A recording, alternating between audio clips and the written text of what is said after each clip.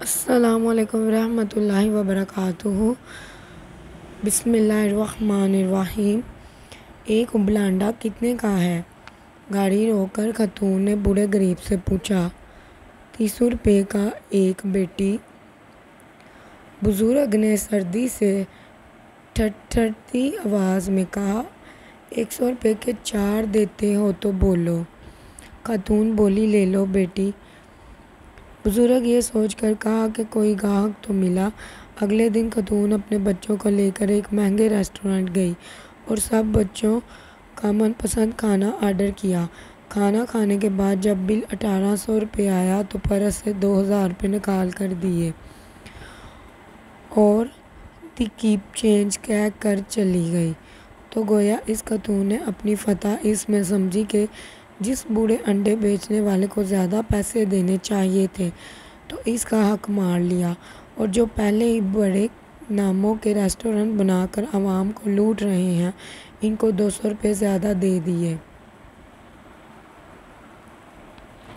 کبھی ان غریبوں سے یہ سوچ کر ہی خریداری کر لیا کریں کہ شاید ہم کسی کی مدد کا سبب بن جائیں۔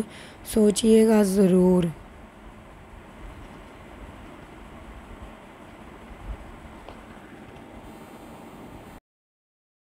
4 سبق آموز حکایتیں۔ نمبر 1، حکایت اول۔ ایک دکاندار سے پوچھا گیا، کس طرح اس چھوٹی اور بند گلی میں اپنی روزی روٹی کما لیتے ہو؟ دکاندار نے جواب دیا، میں جس سوراخ میں بھی چھپ جاؤں موت کا فرشتہ مجھے ڈھونڈ نکالے گا۔ تو یہ کس طرح ممکن ہے رزق والا فرشتہ مجھے نہ ڈھونڈ سکے؟ حکایت نمبر 2۔ ایک نیک اخلاق و کردار کا حامل لیکن غریب لڑکا کسی کے گھر اس کی بیٹی کا رشتہ لینے گیا۔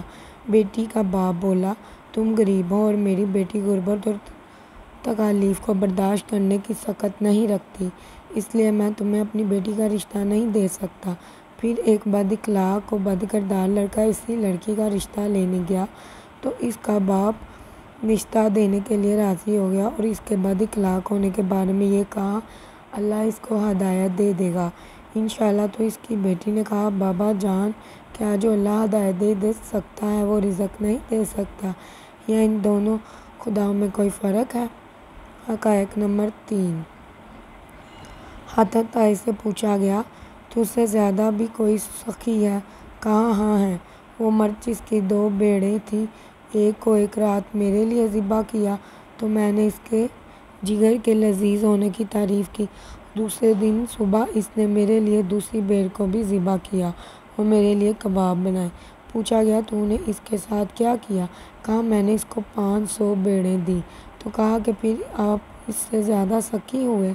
تو حاتم طائی نے کہا، نہیں، اس کے پاس جو کچھ تھا اس نے مجھے دیا جبکہ میں نے اپنے مال میں تھوڑا سا مال اس کو دیا۔ حقائق 4۔ ایک عارف سے پوچھا گیا، اللہ کو کیسے پایا؟ تو اس نے کہا، اللہ طاقت رکھتا ہے وہ میری کلائی کو پکڑے لیکن وہ ہمیشہ میرا ہاتھ پکڑ کے مجھے سیدھی راہ دکھا دیتا ہے۔ ایسی کہانیوں کے لیے ہمارے چینل کو سبسکرائب لازمی کریے گا۔ اللہ حافظ۔